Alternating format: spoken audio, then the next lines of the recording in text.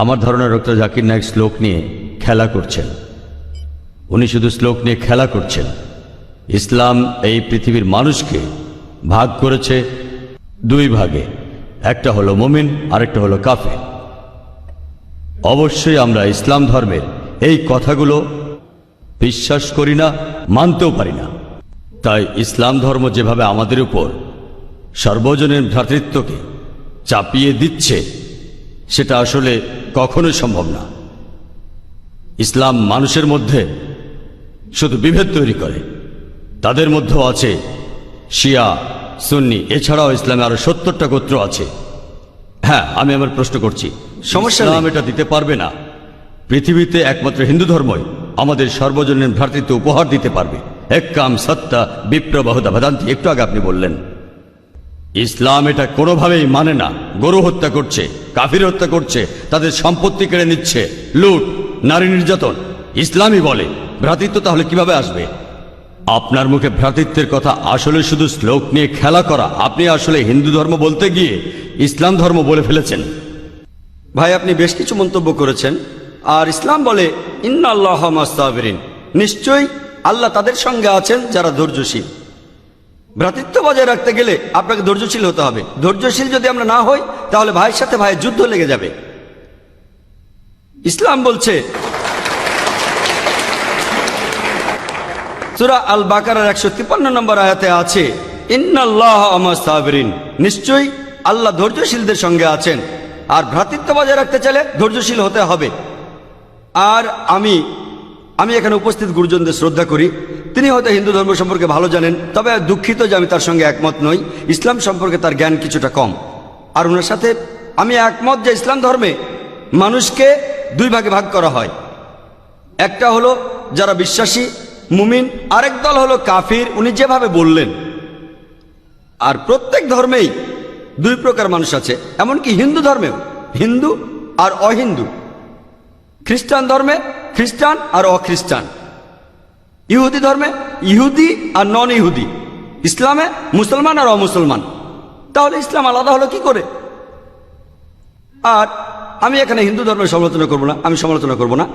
কিন্তু আজকের এই লেকচারে আমি হিন্দু ধর্ম নিয়ে কথা বলবো, কারণ আমি বিভিন্ন ধর্মের একজন ছাত্র হিসাবে আমি বেদ পড়েছি, আমি উপনিষদ পড়েছি।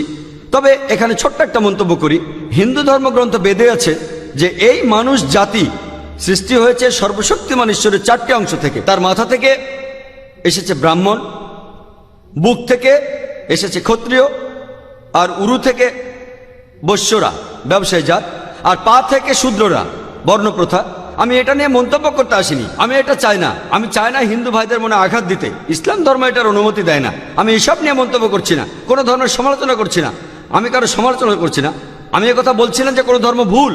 তবে আপনি যদি ভালোভাবে বেদ পড়ে থাকেন, আপনি এখানে সবাইকে বলতে পারেন বেদে কথা বলে কিনা যে স্রষ্টার মাথা থেকে ব্রাহ্মণ এসেছে, তার বুক থেকে ক্ষত্রিয়রা এসেছে, উরু থেকে এসেছে বৈশ্যরা ব্যবসায়ী জাত, বিদ্বান গোত্র, যোদ্ধা গোত্র, ব্যবসায়ী গোত্র, শূদ্র।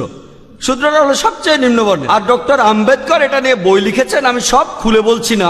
হিন্দু ধর্ম আমি ভালোভাবে পড়েছি। আমি হিন্দু ধর্মের অনেক কিছু শ্রদ্ধা করি, বেশ কিছুর ব্যাপারে একমত নয়, এটা আমাকে আপনি বলতে বাধ্য করলেন। পবিত্র কোরআনে সূরা আনামের 108 নম্বর আয়াতে আছে তাহাদিগকে গালি দিও না আল্লাহকে ছাড়িয়ে তাহারা যাহাদিগকে ডাকে, কেননা অজ্ঞানতাবশত তাহারা গালি দিবে আল্লাহ সুবহানাহু ওয়া তাআলাকে। এখানে আমি হিন্দু ধর্মের ভালো দিকগুলো নিয়ে বলেছি। কথাটা হলো তারা এক ঈশ্বরের ধারণায় বিশ্বাস করে। আপনার প্রশ্নের ব্যাপারে বলি যে আপনি বলেছেন মুসলিমরা তারা মানুষ খুন করে, এছাড়াও তারা হত্যা করে। আপনি বললেন গরু, ঠিক আপনি কথা বলেছেন। এই সবগুলো অভিযোগের উত্তর দেওয়া দরকার, সময় এখানে কম, কয়েকটার উত্তর দিচ্ছি। অন্য কেউ প্রশ্ন করেন, আপনাদের সবার ভুল ধারণাগুলো আমি ভেঙে দেব, আমারও ভালো লাগবে। আর ভুল ধারণাগুলো ভাঙিয়ে দিলেই তারা ইসলামকে ভালোভাবে বুঝতে পারবে। এজন্য আমার লেকচারে সবসময় একটা প্রশ্নোত্তর পর্ব থাকে। আর আমরাও বলি যখন কেউ সমালোচনা করে আমারও ভালো লাগে। যত বেশি সমালোচনা হবে তত বেশি বোঝাতে পারবো, তত ভালো করে ইসলামকে বুঝতে পারবেন। আমিও সেটাই করি। ইসলামও বলে সত্যকে ছড়িয়ে দিতে। হিকমার সাথে পবিত্র কোরআনে সূরা নেহালের 125 নম্বর আয়াতে আছে উদু ইলা সাবিলি রাব্বিকা বিল হিকমা ওয়াল মাউযিতিল হাসনা ওয়াজাদিলুম বিল্লাতি আহসান। মানুষকে প্রতিপালকের পথে আহ্বান করো হিকমত আর সদুপদেশ দ্বারা।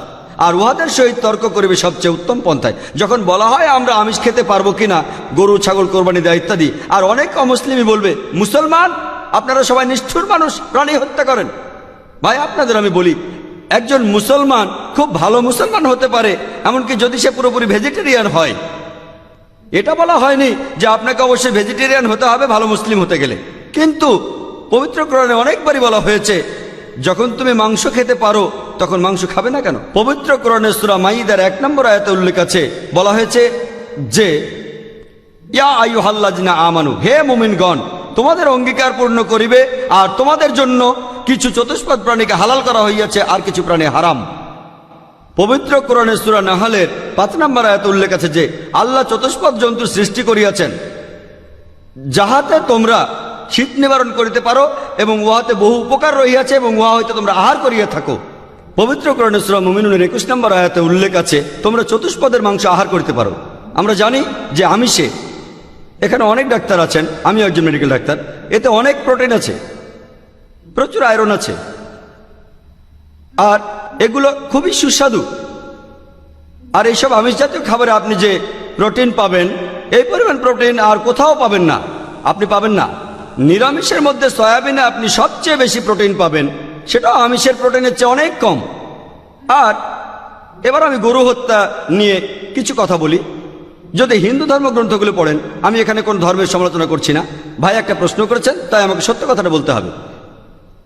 হিন্দু ধর্মে আমিষ খাওয়ার অনুমতি দেওয়া হয়েছে। হিন্দু ধর্মগ্রন্থে দেখবেন সাধুসন্তরা আমিষ জাতীয় খাদ্য খায়, এমনকি গরুর মাংস। পরবর্তীতে অন্যান্য বেশ কিছু ধর্মের প্রভাবে, যেমন ধরুন জৈন ধর্ম ইত্যাদি, মানুষের উপর অহিংসার দর্শনের প্রভাব এসে পড়ল, তারা প্রাণী হত্যা বাদ দিল, তারা এই দর্শনটাকে তাদের জীবনধারায় যোগ করলো। তবে ইসলাম ধর্ম প্রাণীদের অধিকারের কথা বলে থাকে। শুধু প্রাণীদের অধিকার নিয়ে আমি একটা লেকচার দিতে পারি। পবিত্র কোরআনে আছে পশুর উপর বেশি বোঝা চাপিও না, তাদের প্রতি সদয় হও, তাদের খাদ্য দাও, কিন্তু প্রয়োজনে তোমরা তাদের মাংসও খাইতে পারো। আর যদি আপনি অন্যান্য ধর্মগুলো ভালোভাবে দেখেন, অনেকে আমিষ খেতে বারণ করেছে।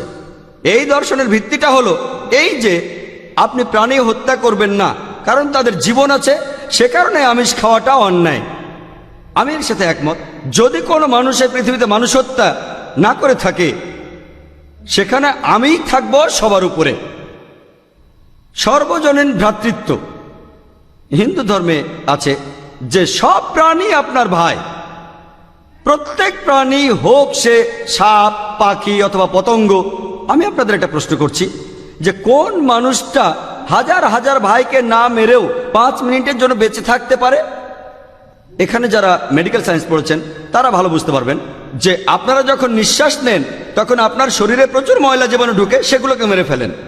তার অর্থ এই ধর্মে বাঁচার জন্য আপনার ভাইদের আপনি মেরে ফেলছেন। ইসলামের সর্বজনীন ভ্রাতৃত্ব বলে মানুষ জাতির প্রত্যেকেই আপনার ভাই।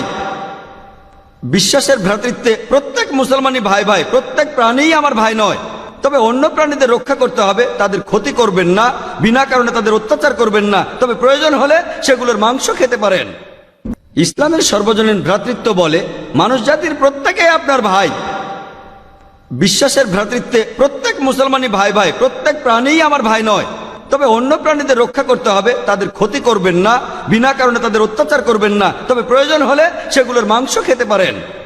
তাই যে দর্শন বলে আমিষ খাবার খাওয়া অন্যায়, কারণ এখানে আপনি প্রাণী হত্যা করছেন, বিজ্ঞান প্রমাণ করেছে এমনকি গাছপালারও জীবন আছে, আপনারা জানেন। তাই এ কথা এখানে খাটছে না যে প্রাণী হত্যা করা অন্যায়। তাই এখন তারা যুক্তিটা পাল্টে বলল যে আচ্ছা গাছেরও জীবন আছে, তবে তারা ব্যথা অনুভব করে না, তাই গাছ হত্যার চেয়ে প্রাণী হত্যা অনেক বড় অপরাধ। আর আজকের দিনে বিজ্ঞান উন্নত হয়েছে, আমরা জানি গাছও ব্যথা অনুভব করে, এমনকি গাছও কাঁদতে পারে, গাছেরও ভালো লাগতে পারে। তাই গাছ ব্যথা অনুভব করে না এটা টিকলো না। এখানে ব্যাপারটা হলো যে গাছের কান্না মানুষ শুনতে পায় না, কারণ মানুষ কানে যে শব্দ শোনে সেটা সীমা 20 সাইকেল পার সেকেন্ড থেকে 20,000 সাইকেল পার সেকেন্ড। এই সীমার মধ্যে কিছু হলে মানুষ সেটা শুনতে পায়, এই সীমার নিচে বা উপরে মানুষ কিছু শুনতে পায় না। যেমন ধরুন কেউ যদি ডগ হুইসেল বাজায়, ডগ হুইসেল চেনেন, যেটাকে বলে সাইলেন্ট ডগ হুইসেল। যখন কেউ এই হুইসেল বাজায়, এটার সীমা হচ্ছে 20,000 সাইকেল পার সেকেন্ডের উপরে, 40,000 সাইকেল পার সেকেন্ডের নিচে। কুকুর 40,000 সাইকেল পার সেকেন্ড পর্যন্ত শুনতে পায়। তাই কেউ যদি হুইসেল বাজায়, কুকুর হুইসেলটা শুনতে পারে কিন্তু মানুষ শুনতে পায় না। এটাকে বলা হয় সাইলেন্ট ডগ হুইসেল। একইভাবে গাছপালার যে কান্নাকাটি আমরা মানুষরা কিছুই শুনতে পাই না, তবে গাছও কাঁদে, তারাও ব্যথা অনুভব করে। আমাদের একজন ভাই বললেন, যিনি বিষয়টা নিয়ে বেশ তর্ক করছিলেন, আর আমাকে বললেন, ভাই জাকির, আপনার কথা আমি মেনে নিলাম যে গাছপালারও জীবন আছে, তারাও ব্যথা অনুভব করে, তবে আপনি কি জানেন যে গাছের দুটো ইন্দ্রিয় কম আছে, তাদের 3টা ইন্দ্রিয় আছে, পশু পাখির ইন্দ্রিয় আছে 5টি। তাই গাছপালা হত্যার চেয়ে পশু হত্যা করা অনেক বড় অন্যায়। আমি তাকে বললাম যে ভাই, ধরুন আপনার একজন ছোট ভাই আছে, সে ছোটবেলা থেকে বোবা আর কালা, দুটো ইন্দ্রিয় কম। সে বড় হওয়ার পরে কেউ একজন তাকে খুন করে ফেললো, আপনি কি বিচারককে বলবেন, ও মাই লর্ড, এই খুনিকে কম শাস্তি দিন কারণ আমার ভাইয়ের দুটো ইন্দ্রিয় কম ছিল? এই কথাই বলবেন? আপনি বলবেন, ও মাই লর্ড, তাকে দ্বিগুণ শাস্তি দিন কারণ সে একজন নিষ্পাপ মানুষকে হত্যা করেছে। তাই ইসলামে এটা কোনো যুক্তি নয় যে 2 বা 3টা ইন্দ্রিয়। পবিত্র কোরআনে সূরা বাকারার 168 নম্বর আয়াতে আছে, যে বৈধ খাদ্যবস্তু আছে তাহা তোমরা আহার করো। তার অর্থ যেগুলো বৈধ আর হালাল খাবার সেগুলো খেতে পারো। আর এ কারণে আপনারা দেখতে পাবেন যে গবাদি পশু, আল্লাহ সুবহানাহু ওয়া তাআলার ইচ্ছায় গবাদি পশু বংশ বিস্তার করে বেশ তাড়াতাড়ি, মানুষ এবং অন্যান্য পশুর তুলনায় বেশ তাড়াতাড়ি দ্রুত বংশ বিস্তার করে। যদি আপনার কথা মেনে নেই যে মানুষ কোনো গবাদি পশু খাবে না, তাহলে পৃথিবীতে গবাদি পশুর পরিমাণ অনেক বেড়ে যাবে, অনেক বাড়বে। আর বললেন গরু হত্যা করা, এ নিয়ে বই লিখেছেন মৌলানা আব্দুল করিম পারেক। গো হত্যা, গরু কোরবানি কে জন্য দায়ী? যদি ভালোভাবে দেখেন, যারা চামড়া নিয়ে ব্যবসা করে, গরুর চামড়া, মুসলিম অমুসলিম উভয়ই আছে, চামড়া, গরুর চামড়া, তারা এটা করে। তাই এটা থেকে যারা উপকার পাচ্ছে এই গোহত্যা থেকে, তাদের মধ্যে মুসলিমদের চেয়ে অমুসলিমরাই বেশি। তাই যদি ইতিহাস ভালোভাবে জানেন আর যুক্তিও ভালোভাবে বোঝেন, আমরা জানি আল্লাহ বলেছেন যে বৈধ খাদ্যবস্তু আছে তাহা তোমরা আহার করো, যদি এটা খান এতে কোনো সমস্যা নেই। এছাড়াও যদি ভালোভাবে দেখেন, তৃণভোজী প্রাণীর দাঁতগুলো যদি দেখেন, গরু, ছাগল, ভেড়া, তারা শুধু শাকসবজি খায়, তাদের দাঁতগুলো সব সমান। যদি আপনারা মাংসাশী প্রাণীর দাঁতগুলো ভালোভাবে খেয়াল করেন, সিংহ, বাঘ, চিতাবাঘ, তাদের দাঁতগুলো খুব সুচালো, তারা শুধু মাছ মাংস খায়। যদি আপনি মানুষের দাঁত দেখেন, আয়নায় আপনার নিজের দাঁত দেখতে পারেন, আমাদের সুচালো দাঁত আছে, সমান দাঁতও আছে। যদি সর্বশক্তিমান ঈশ্বর আমাদের শুধু নিরামিষই খেতে বলতেন, তাহলে আমাদের সুচালো দাঁত দিলেন কেন? কেন? আমিষ খাওয়ার জন্য। যদি আপনারা তৃণভোজী প্রাণীদের পরিপাকতন্ত্র ভালোভাবে খেয়াল করেন, গরু, ছাগল, ভেড়া, তাদের পরিপাকতন্ত্র শুধু নিরামিষই হজম করতে পারে। মাংসাশী প্রাণীগুলোর পরিপাকতন্ত্র, বাঘ, সিংহ, চিতাবাঘ, তারা শুধুমাত্র আমিষ হজম করতে পারে। আর আমাদের মানুষের পরিপাকতন্ত্র আমিষ নিরামিষ দুটোই হজম করতে পারে। যদি সর্বশক্তিমান ঈশ্বর আমাদের শুধু নিরামিষই খেতে বলতেন, তাহলে কেন এমন পরিপাকতন্ত্র দিলেন যেটা আমিষ নিরামিষ দুটোই হজম করতে পারে? তাই বিজ্ঞান নিয়ে যদি পরীক্ষা করেন, সৃষ্টিকর্তা আমাদের আমিষ নিরামিষ দুটোই খাওয়ার অনুমতি দিয়েছেন। আশা করি উত্তরটা পেয়েছেন। যদি আপনার অন্য কোনো প্রশ্ন, কোনো ভুল ধারণা থাকে, আমি আনন্দের সাথে তার উত্তর দেব। একবারে একটা ধারণা বলবেন যাতে আমি তা দূর করার সময় পাই। আপনাকে ধন্যবাদ। كذبت عاد المرسلين إذ قال لهم أخوهم هود ألا تتقون إني لكم رسول أمين فاتقوا الله وأطيعون